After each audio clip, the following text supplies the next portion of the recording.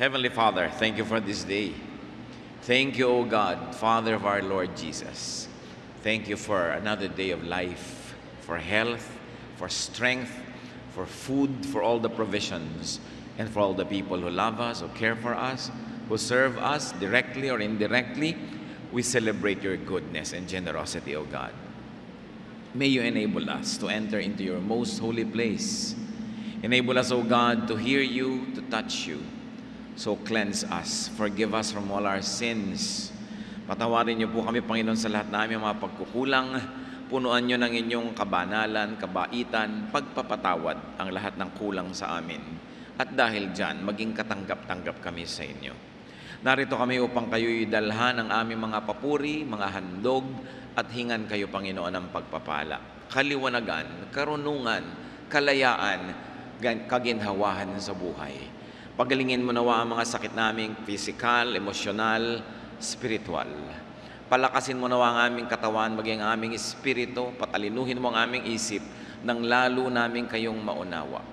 Bigyan mo kami ng kakayahan, Panginoon, na mabuksan ang mga hiwaga ng iyong salita, at ito maging kapakipakinabang sa pang-araw-araw naming pagkakilala sa iyo at sa pang-araw-araw naming pakikipagkapwa sa bawat tao.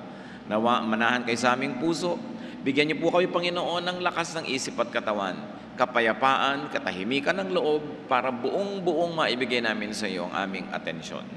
Protect us from all evil men and evil spirits, from all malicious plans of the evil one against your people. Protect our loved ones who are not with us right now, even our homes, our businesses. Lord, descend from heaven into our hearts. Sit on your throne of power and glory. Release us, empower us, and give us your blessing. In the name of your Son, our Lord, our Savior, Jesus Christ, we pray. Who is really blessed? Marami tayong mga tinatawag kung minsan na blessed. And let's study who we usually call blessed. Sinasabi natin, alam mo, blessed na blessed yung kapatid na yan. Bakit? We call them who achieve their goals as blessed. Those who become successful. Whatever measure of success we use. We call blessed those who receive material things. Kasi, naka-receive ako ng blessing, meron ako increase ng sweldo, tumubo ang aking negosyo. We call blessed those who are and who become abundant and wealthy, and very especially the healthy. We call blessed those who have good relatives and friends. Sabi mo, alam, blessed na blessed ka naman, ang babait ng mga anak mo, meron ka mga kamag-anak na may kaya, etc., etc. And we call blessed those who enjoy good fortune and a good life. No doubt, these are blessings by human standards and up to a point, by godly standards too. Blessing talaga yan. Pero ano ba talaga ang sabi niyang Panginoong Jesus? Who is really blessed according to the Lord? Luke 11:27 to 28, habang ang Panginoon ay naglalakad at siya'y nagtuturo at napakaraming tao na naghuhumiyaw, tumatawag ng kanyang atensyon, sumusunod sa kanya. Verse 27, as Jesus was saying these things, a woman in the crowd called out, "Blessed is the mother who gave you birth and nursed you." He replied, "Blessed rather are those who hear the word of God and obey it." Isang babae ang naghuhumiyaw, sabi, bukod namang pinagpala ang babaeng nagluwal sa iyo, at ang babaeng nagpasuso sa iyo at nagbigay ng kanyang gatas at nagpalaki sa iyo at nag-alaga. Sabi noong babaeng sumayaw, yun daw ang blessed. Of course, she was referring to the mother of Jesus, Mary. And Jesus said, ang talagang pinagpala ay yung nakakarinig, yung nakikinig ng salita ng Diyos at sumusunod dito. Hindi naman niya sinabing hindi pinagpala si Mary. Pero para doon sa babae, yung pagiging mother or pagiging biologically related to Jesus, pagiging kamag-anak niya in human terms, ay blessedness. Sabi ni Jesus, oo, blessedness yan, pero alam mo, ang tunay na blessedness, hindi lang yung biological relations, hindi lang yung filial relations, hindi yung human relations, earthly relations. Ang tunay na blessedness is relationship with God. And what kind of relationship is that? It is a relationship that begins with hearing. Why? Because God is spirit. Ano bang nadidinig natin? Di ba sound waves, invisible, intangible, pero tinatablang ka ng naririnig mo. Pag nakarinig ka ng magandang balita, sumasaya ka. Pag nakarinig ka ng nakakatakot na balita, natatakot ka. Pag nakarinig ka ng magandang musika, sumasaya ka. Pag nakakarinig ka ng music na ayaw mo, sumasakit ang ulo mo. Nababago ang tao, naapektuhan ng tao ng kanyang nadirinig. Kaya sabi niya, hindi naman nakakapagbago kung ikaw ay nanay ko, o kapatid ko, o tatay ko, o kamag-anak ko sa laman. Ang tunay na nakapagbabago, yung nakakarinig ng salita ng Diyos. So the woman called Mary blessed because she gave birth to and nursed Jesus. But Jesus declared that the really blessed people are those who hear, those who obey, and those who hear and obey God's word. Bakit ko pinagtatlo? Meron naman talaga nakikinig lang pero hindi pa nag-o-obey. Pero yun palang blessing na. Yung nandiyan ka't nakikinig, nabe-bless ka na nun. Yung sumunod pa, lalo namang na-blessed. Ngayon, yung patuloy na nakikinig pa at lalong sumusunod, yun ang talagang blessed. Huwag niyong sabihin, mabuti pa yung kumari ko, yung anak niya gumraduate na sa nursing, blessed siya. Ako, 3 take na yung anak ko, hindi pa gumagraduate. Pero kapatid, kung nakikinig kayo sa salita ng Diyos, blessed kayo. Lalong-lalo kung nakikinig kayo, sumusunod sa salita ng Diyos. Huwag natin laging tinatawag lang yung blessed sa worldly standard. Kung ganon, napakadaling ma-bless. Napakasarap mabuhay kasi ang blessing laging available. Handa ka lang makinig kahit kabingi. Kasi yun namang hearing, hindi literal. Yung nauunawa ng isip mo, nagagagap ng isip mo, yung mga bagay na espiritual. Nakikita ng mata mo, bagamat hindi mo nadinig ng tenga, ibig sabihin din nun, nadinig mo. O kaya, lalo naman kung bulag ka, hindi mo nakita ng mata, pero nadinig ng tenga mo, narinig mo yun, nakita mo pa rin yun. It's a figure of speech, meaning that your brain, your mind, your heart is open to God's ideas, to know God and to know God's will. Those who hear God's word are blessed. Blessedness is spiritual connection and relation to God. Kaya hindi pwedeng hindi ka umattend ng worship na hindi ka ma-bless basta dineclare yung God's word. Blessed ka na agad. Just hearing God's word by itself is already a blessing. Why?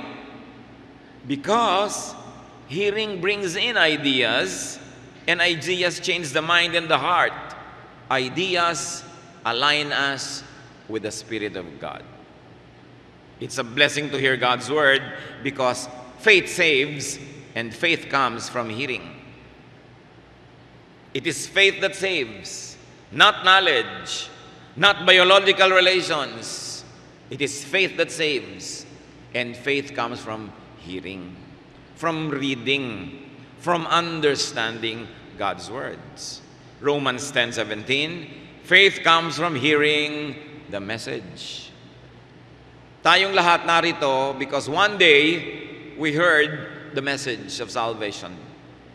We heard the message of liberation and freedom.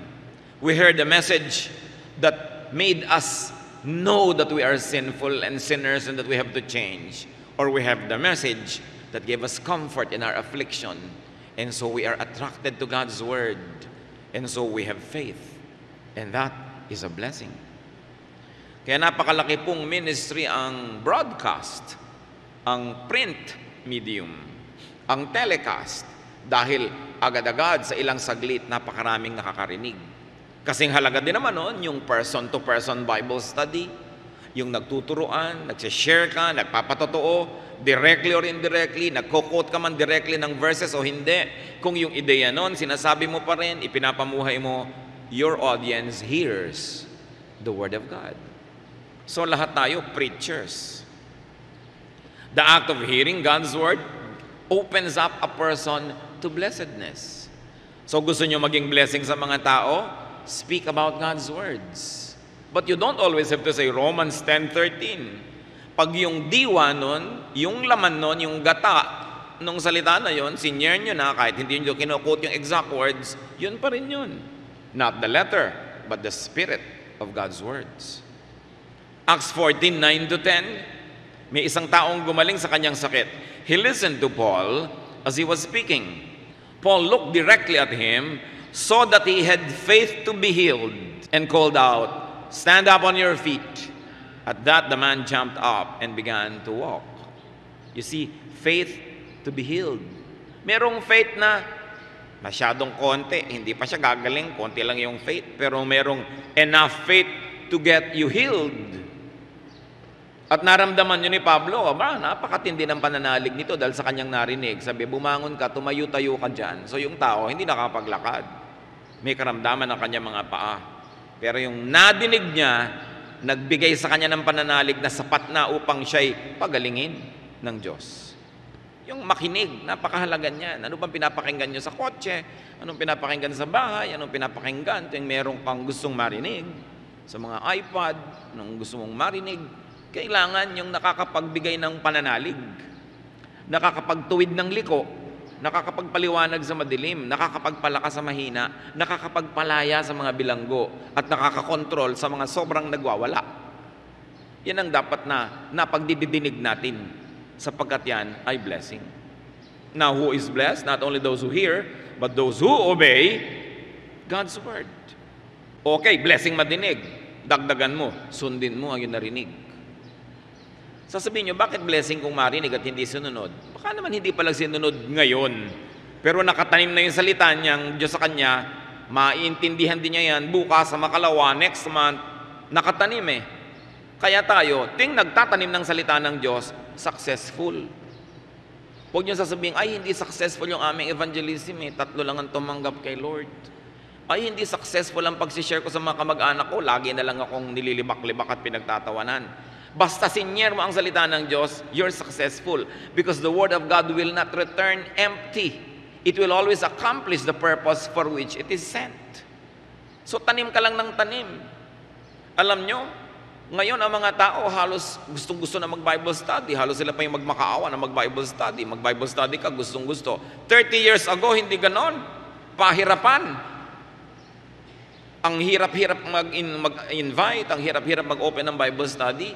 Pero kasi marami nang natanim nung mga una, mga panalangin nung mga nauna sa ating mananampalataya na akala natin walang nangyayari kasi ang konti-konti nila, ang tagal-tagal. O kaya yung mga nadinig ng mga broadcast, nadinig ng mga salita ng Diyos, tumatalab yan. Yung iba lang parang gamot, time release. Hindi agad-agad, yung iba naman mabilis. Pero walang nabibigo na pagsasalita ng salita ng Diyos. Lagi yung successful. Bakit? Salita yan ng Diyos eh. Kaya dapat share ka ng share. Isipin mo mang magtatagumpay ka't hindi, kaya mo o hindi, mayroon kang training o wala, mag-share ka. Because the Word of God will never come back empty. It will always accomplish great things. Eh kung nag-obey ka pa.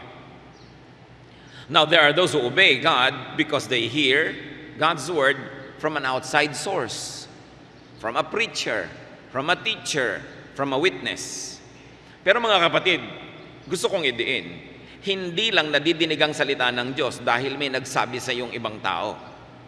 There are those who obey God because they listen to the Holy Spirit directly. There are those who obey God because they listen to the inner voice, to their conscience. Diyos din naman ang nagbigay ng konsyensya. There are those who obey God because they listen to their natural and indigenous spirituality, which is innate to every human being. Why? Because God created us in His image. Nakatanim sa ating pagkatao ang salita ng Diyos. Genesis 2:7, the Lord God formed the man from the dust of the ground and breathed into his nostrils the breath of life, and the man became a living being. Ang pinagkaiba natin sa hayop, sa lupa, hiningahan tayo ng Espiritu ng Diyos. Bawat nilalang, bawat tao, merong Espiritu ang Diyos sa kanya. Kahit narating siya ng missionary o hindi. Kahit narinig niya literally yung Revised Standard Version o yung King James Version, meron pa rin siyang pag-unawa at pagkakilala sa Diyos. Likas yun sa espiritu ng tao. The Spirit, the voice, and the Word of God is in man, inside him. Because the Spirit of God resides in every person. Meron lang ang Espiritu ng Diyos na sobrang napapalawak pa dahil nakarinig pa ng talagang literal na Biblia, naturuan, lumaki sa church, mas lumago yung Espiritu. Pero lahat ng tao may nakatanim na Espiritu ng Diyos. Dapat lang gisingin, pukawin, palaguin, payamanin. Pero nandun yun. Kaya yun din katuruan ng Diyos, bagamat ang sarap kung sa Biblia mo nabasa lahat, ang linaw pero nakatanim din yan sa puso ng mga tao kahit hindi nila nababasa pa yung Biblia. Kasi nandun ang Espiritu ng Diyos. Kaya ang sabi ni Pablo sa mga hindi Israelites, kasi alam nyo, yung mga Israelites, nasa kanila yung Word of God, nasa kanila yung Bible, iniisip nila, sila lang ang marunong, sila lang ang nakakakilala sa Diyos, sila lang bukod tangi na may pagkilala sa may kapal. Sabi ni Pablo, hindi, mga Gentiles man, merong nakatanim. Romans 2:14-15. Indeed, sabi ni Paul, when Gentiles who do not have the law, meaning the Bible, do by nature things required by the law, they are law for themselves, even though they do not have the law. Sabi niya, kahit yung mga hentil, hindi mga Israelites, mga lahi na ipinanganak labas sa Israel, kung ginagawa nila sa buhay nila, yung batas na isinulat ng Diyos sa kanilang puso, na isinulat sa bato ni Moses at isinulat sa ating mga papel, kahit hindi nila nabasa yung mga papel na yon, kung ginaganap nila sa buhay nila yung kalooban ng Diyos, yun ang salita ng Diyos sa kanila. So, while it is a great blessing to hear the literal and the actual words of the Bible, even without hearing it, people can hear the voice of God because God is in them. Hindi lang nakarating halimbawa ang Diyos sa Pilipinas, dala ng Katolikong si Magellan o dala ng Protestanteng si Admiral Dewey. Alangan naman na noong 1521 lang dumating ang Diyos sa Pilipinas. At ni kahit kailan, hindi siya nagpakilala sa ating mga ninuno, hindi siya nagpahiwatig na may Diyos.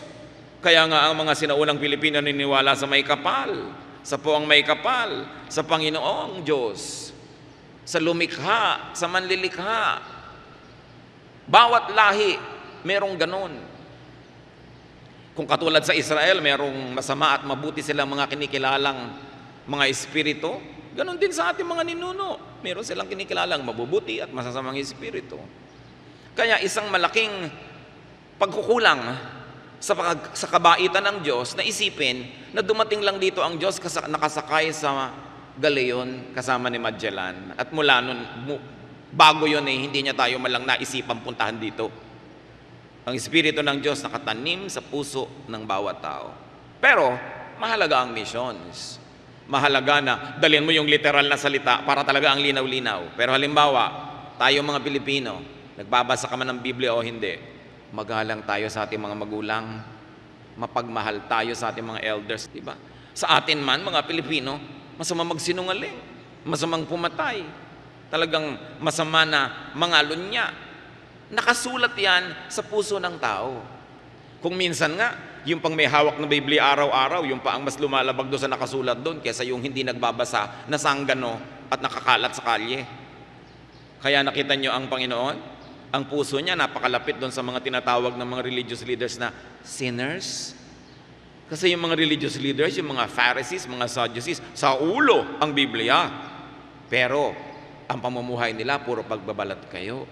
Puro pahirap sa kapwa. Puro pag-uusga. Walang kabaitan. Kaya sabi ng Panginoon, eto yung mga taong ito, kita nyo itong mga prostitute, nagbabasag ng pabango para ibigay sa akin. Kita nyo itong mga sinners, inihahayag ang kanilang mga kasalanan at nagtutulungan. Kaya, ang salita ng Diyos, hindi lang franchise ng may hawak-hawak ng relihiyon. Hindi lang franchise ng Katoliko o ng Protestante o ng born again. Ang Diyos, nararamdaman ng bawat isa. Pero siyempre, lalong tumatalab kung nagiging sobrang linaw dahil doon sa nakasulat sa Biblia. So who is really blessed? Those who hear and obey God's word are truly, really blessed. So kung ikaw man ay Gentile na sumusunod sa spirit of God's teaching, hindi mo alam yung law and literal, lalo kang na-bless kung na-hear mo na literally pa, tapos inobey mo pa spiritually. Romans 2:13, for it is not those who hear the law who are righteous in God's sight, but it is those who obey the law who will be declared righteous. So maaaring may mga tao, sinasabi mo, ay hindi siya saved kasi hindi siya born again eh. Di ba? Ganyan ang pananalig, ganyan ang tinuturo. Ano naman ang malay mo kung born again siya, hindi lang niya alam, wala lang kasi yung tatak na born again. Di ba? Pag nananalig ka sa Panginoong Jesus, tumatawag ka sa Kanya bilang tagapagligtas, ikay maliligtas. Malaman mo mga hindi na born again ka, saved ka. Kasi yung born again, brand lang yun eh. Tatak. Pero pwede mo alisin yung tatak, nandun pa rin yung produkto. Kahit palitan mo yung pangalan nun, palitan mo yung karatula. Ngayon, yung mga tao na Bible lang Bible, tapos born again ng born again, pero hindi naman totoo sa puso nila, yun ang delikado. Kasi kung may tatak, I attend a born again, Bible-based, Christ-centered, evangelical, full gospel church. Yung ang dami mong brands, pero sumusunod ka ba? Yun ang napaka-importante. Sometimes those who obey the natural law in them are the more righteous ones than those who have the literal written word in their hands. Ngayon, wala namang masama sa written word, maganda nga, lalong maganda. Pero huwag nating mamaliitin o liliitin yung pananalig ng bawat nilalang. Kaya lagi tayo, huy, yung auntie ko, unbeliever. Bakit mo sinasabi yun? Kung tumatawag din siya sa Diyos, kaya lang, minsan marami pa rin siyang iba tinatawagan. Siguro, gusto niyang makasiguro. Pero tumatawag siya sa Diyos. Nananalig siya sa Diyos, tapos darating yung taklesang member, sasabihin sa pastor, yung auntie ko po, ito, unbeliever po. Yung nadinig na nung taong tinawag siyang unbeliever. Nananalig siya sa poong lumikha, di believer siya. Kulang lang siguro sa fine-tuning. Kumbaga sa istasyon ng radyo, mag-aralgal. Pero nadidinig mo pa rin. Ngayon, nung nabasa yung Biblia, luminaw na fine-tune. Pero huwag kayo nagtatatawag kahit kanino na unbeliever. Anong malay niyo kung ano nasa puso niya? Judgmentalism yan. So we don't use that word in this church. Our teachers are instructed never to use that word. Kung gusto mo, tawagin mo, ito po yung tita ko, FE. Ibig sabihin, for evangelism. Pero huwag unbeliever. No? John 13:17, now that you know these things, you will be blessed if you do them. So you are blessed when you know God's word, and you are even more blessed when you do them. Many people wait and long for a blessing. Marami sa atin kumisa naiinggit sa blessing ng kapwa. Because they think that they are not blessed unless they get the material things they want. Unless they enjoy good things and experiences. But the easiest thing is to be blessed. Just listen to and especially hear God's word. Yun palang blessing na. Bawat araw gusto niyo ma-bless? Read your Bible. Listen to the word of God being preached. Listen to godly songs. Blessed ka na. Kahit ka nakaratay sa banig ng karamdaman. Bagamat mas masarap sanang malusog ka. Pero huwag mo sasabihin hindi ka blessed dahil may sakit ka. Pag nakikinig ka ng salita ng Diyos, blessed ka. Kaya yung mga iba, dahil lang nga naratay, kaya pakinig ng pakinig eh. Pero kung busy, hindi nakakapakinig. So mas na-bless spiritually, although physically, nagkaroon ng handicap. So, mo sasabihin, hindi ka blessed. Especially, obey God's word that you hear from the outside and from the inside, from your conscience. Then, you will really be blessed. Therefore, brothers and sisters, decide and know, be blessed. It is very crucial. Whenever, wherever, you can be blessed by hearing the voice of God. Makipagniig ka sa Diyos. Pakinggan mo ang Espiritu ng Diyos kasi lagi kanyang kinakausap. Ang Diyos laging nakikipag-usap. Ang tanong lang lagi ba tayo nakikinig? Ipikit mo ang iyong mata, ano man ang kalagayan mo sa buhay, may pera ka't wala, may sakit ka o malusog, masaya ka o malungkot, makipagniig ka sa Diyos and you are blessed. Know that you are blessed.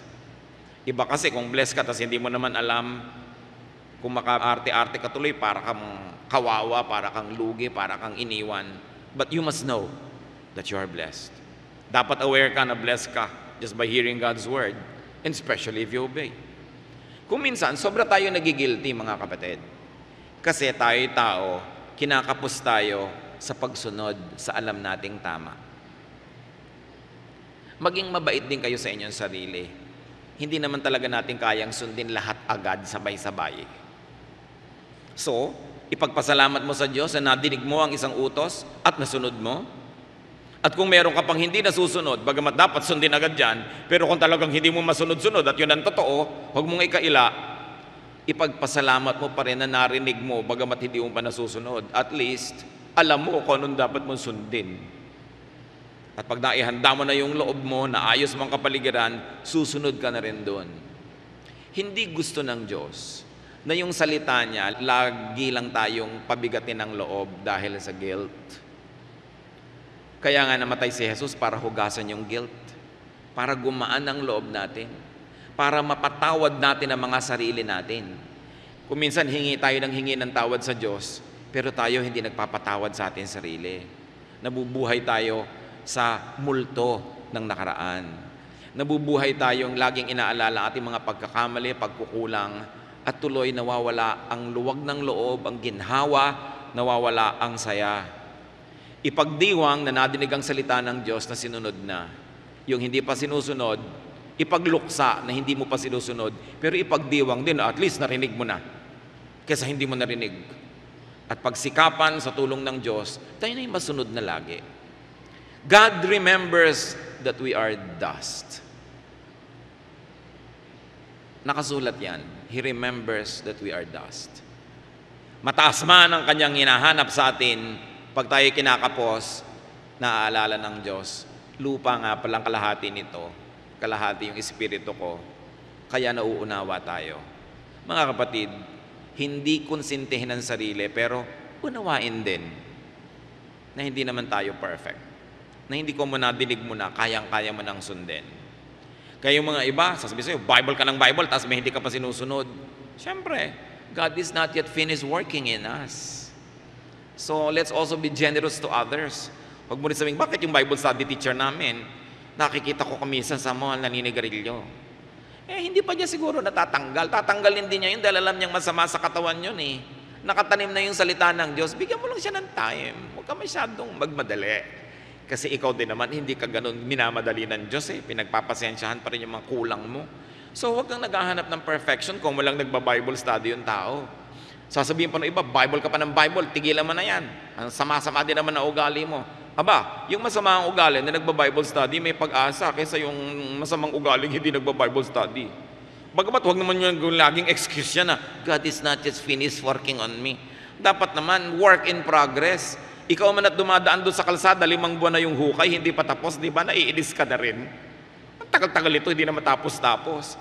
Pero natutuwa ka, wow, ang bilis lumago nito. Pupunta ka sa Fort Bonifacio, wow, parang kabuting nagtutubuan ng building, ang bilis matapos. Ganon din dapat ang nakikita sa atin ng Diyos.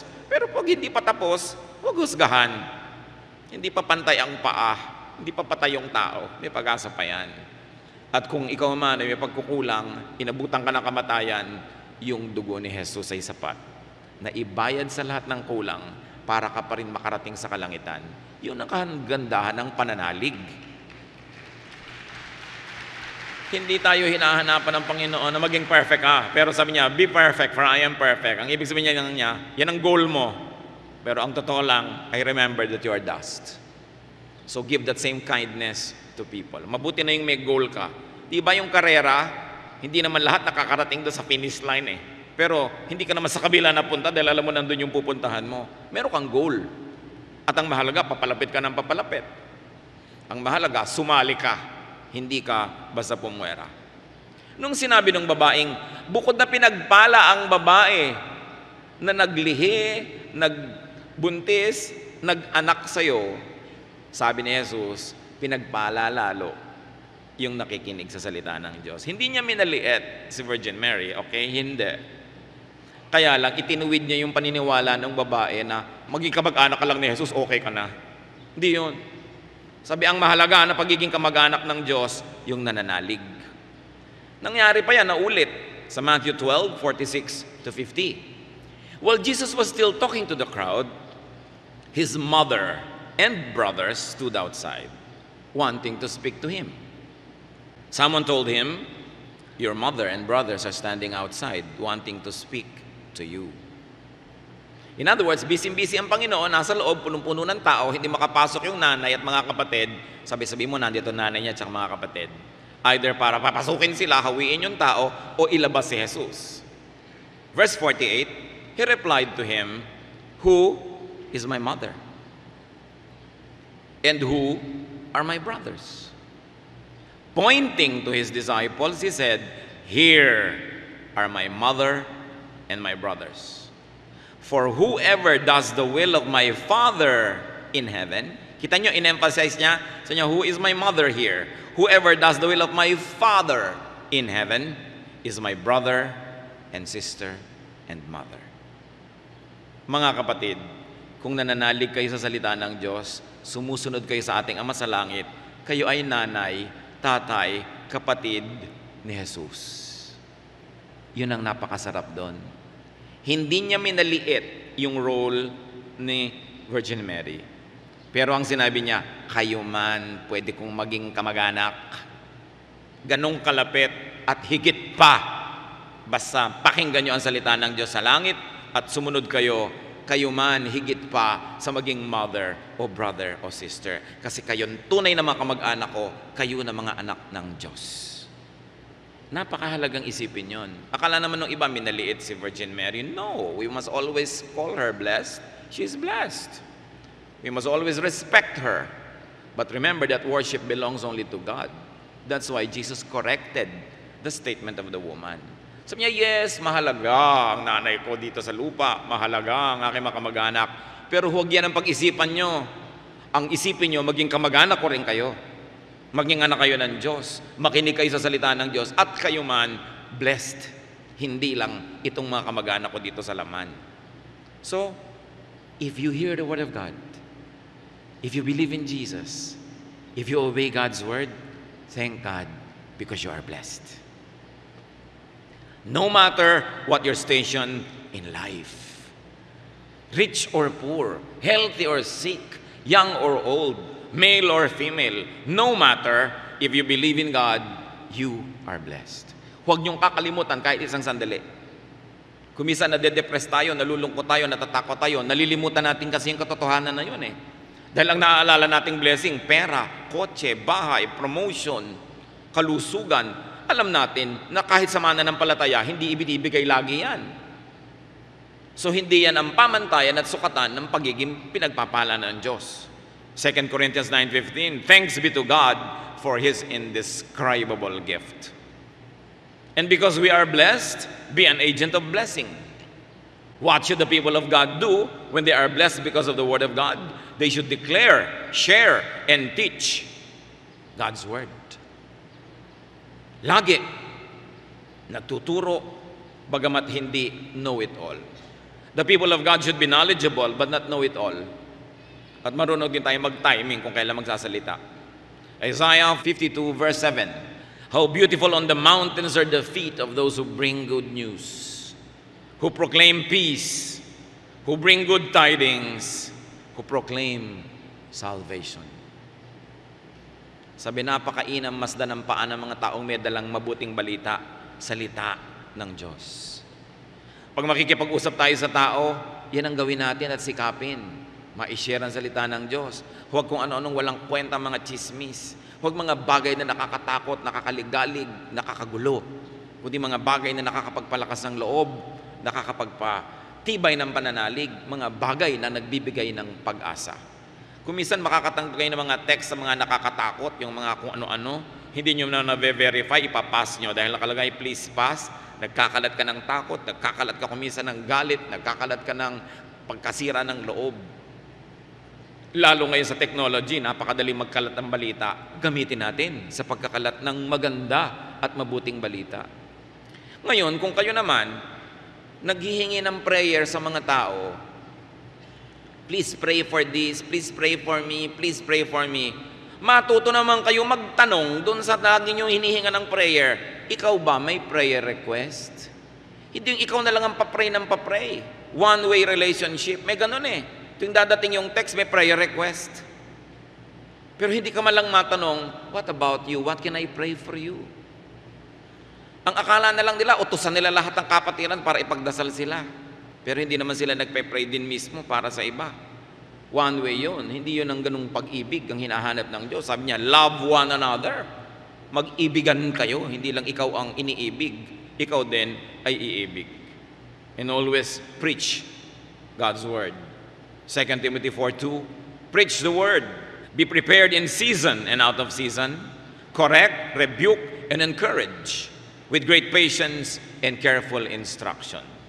Bagamat lahat tayo pwede magturo ng mga patotoo, kwento, pero iba naman siyempre yung talaga nagtuturo kayo ng Bible study. Yung talagang nag-aaral kayo, nakapaligid kayo, may topic, may lesson.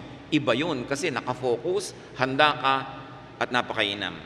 Kung kayo, mga kapatid, merong gift of teaching, aba, dapat kayong pakinabangan ng Diyos. Dapat kayong magturo, mag-Bible study. Mananagot tayo sa mga talent ng Diyos na binigay sa atin na hindi niya pinapakinabangan. Lalo kayo merong training talaga sa education, mga kayo yung mga trainers, mga sanay kayo, lalong dapat kayo ang maging mga Bible study teachers para yung training nyo, pakinabangan ng Panginoon, para maraming mabless pa. Alam niyo naman kasi, hindi lang naman magturo ang mahalaga, kailangan marunong ka rin paano magturo. Kumisa naman, the people reject not the word of God, but the teacher. So, kailangan meron ka ring training at mahusay ka. Ngayon, kahit hindi kayo teacher, wala kayong BSEE o BSE, hindi kayo trainer, pero tuwing nagkukwento kayo, kahit saan na lang bumabangka kayo, yung mga kamag-anak nyo, kaibigan nyo, nakikinig, ibig sabihin, teacher kayo. Because you can command attention, then submit yourself to the church and be in the Lord's army of teachers. Ang daming dapat turuan, ang daming taong pinanghihinaan ng loob, walang pag-asa, hindi nakakatiyak, ligtas ba ang kaluluwa nila o hindi. Kaya dapat yung galing natin, pakinabangan niya ng Diyos. Acts 8:4, those who had been scattered, preached the word wherever they went.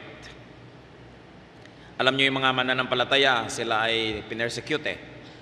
Pinalayas sa kanilang mga sarili, mga bahay, mga villages, nakalat sila kung saan-saan.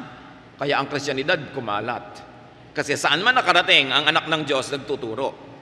Ganyan dumadami ang day by day churches, mga kapatid. Ang ating mga kapatiran, mapunta man sa ibang bansa, nagtuturo agad, nagba-Bible study, lumalago, nagiging church. Hindi ka kailangang ipadala na missionary doon, gastahan, etc., etc. Tayo mismo, kahit saan tayo magpunta, sa trabaho, sa workplace, magturo ka, mag-Bible study ka, missionary ka. Sa bahay mo, mayroong nagwa-worship, 8-10 people, that is a house church. And those were the churches of the first generation Christians. House churches. Yung ating sambahay, pagsamba sa bahay. Kaya sumali kayo sa mga nag-e-exist natin na sambahay groups. O kaya yung bahay nyo, buksan nyo. May maluwag kayong garahe, sala, whatever. Magtipon-tipon, magturo. Habang ang panahon ay pasama ng pasama, dapat namang lalo magliwanag ang Espiritu ng Diyos sa atin. So we obey God, but better yet, live, exhibit, and demonstrate God's word through obedience and love. The best preaching is love. When we love, we preach because God is love. John 14:21, whoever has my commands and obeys them, he is the one who loves me.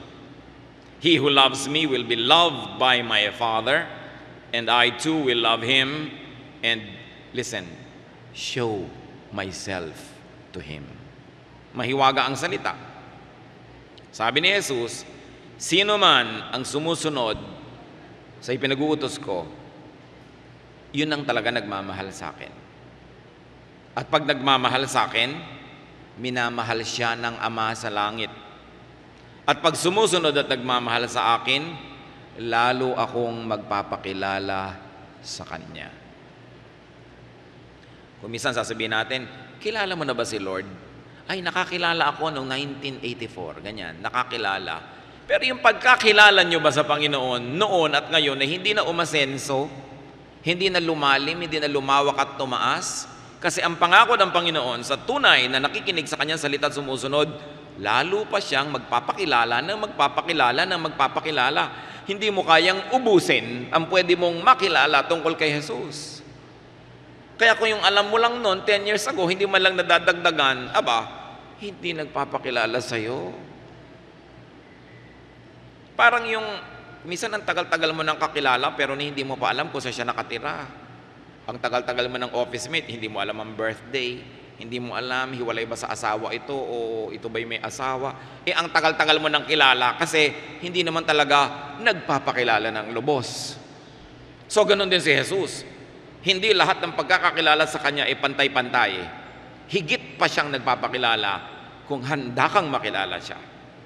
At ang paghahanda na yon ay pakikinig, hindi lang doon sa nakasulat na salita niya, pakikinig sa Espiritu na nagsasabi sa iyo kung paano mo uunawain yung nakasulat na salita. Sabi sa Romans, we don't know how to pray as we ought, but the Spirit intercedes for us with sighs too deep for human words. And we don't know what to ask God and how to listen to God, but the Spirit enables us. And of course, that enablement becomes an empowerment to those who obey. Jesus' revelation of Himself develops and escalates as we obey. Gusto niyong mas makilala pa si Jesus? Dagdagan ang pagsunod. Kasi nasa pagsunod sa Kanya ang makapagbibigay ng daan para lalo siya magpakilala sa atin. Obedience leads to more knowledge of Jesus. More knowledge of Jesus leads to more obedience. And more obedience leads to more knowledge. It's cyclical. Pataas ng pataas, ikot ng ikot, at hindi mo kayang ubusin. Pero ano pa man ang mangyari, mga kapatid, there is one thing we must remember. You hear God's word, you obey God's word, no matter what your situation in life, you are blessed. Ngayon, pasalamat. Kung may dagdag pa, may material blessing, may health, may wealth, salamat. Pero icing lang yon, hindi yun ang cake. Ang tunay, nakikinig tayo. Ama namin sa langit, salamat na lang po ang blessing, madaling abutin. Basta handa kaming makinig. At nadadagdagan kung kami naman ay sumusunod. Turuan mo kami, Panginoon, na lalong magbigay ng panahon sa pakikinig sa inyo. Lalong-lalo sa mga panahon na inaagaw ang pansin namin ng mga bagay na makalupa. Maalala namin na sandali lang kami dito. Na ang panghabang panahon ay sa piling nyo. Kaya mas paghandaan namin at bigyan ng halaga kung ano ang mahalaga sa inyo. Turuan mo kay Panginoon na sa kabila ng mga kabiguan, sa kabila ng mga sakit, sa kabila ng mga hirap, huwag kaming matukso, padaya, palinlang sa kaaway, para malimutan na blessed kami. At dahil dyan, give us, Lord, the garments of praise. Matuto kaming anuman ang kalagayan, magpasalamat, pumuri sa inyo, dahil blessed kami. Turuan mo kaming tingnan ng mundo sa iyong pananaw. Your thoughts are not our thoughts, but we ask you, Lord, let your thoughts be ours. As we obey you, teach us to see what must be seen, to hear what must be heard, and to be thankful for our blessedness. Magbulay-bulay tayo sa mandali, pasalamatan natin ang Diyos sapagkat lahat tayo pinagpapala niya. At kung may dagdag pang mga ibang pagpapala, ipagpasalamat nyo rin sa Diyos. Ngayon, ipagpatuloy natin ang pagsamba sa pamamagitan ng personal na pagpapasalamat. Sabihin nyo sa Panginoon na mga ipinagpapasalamat nyo, higit sa lahat, na nadidinig natin ang Kanyang salita, tayo'y nananalig, tayo'y naligtas dahil kay Jesus. At kung may dagdag pa diyang mga material at physical blessings, ilapit sa Kanya. One act of worship is to thank God. So worship now in silence.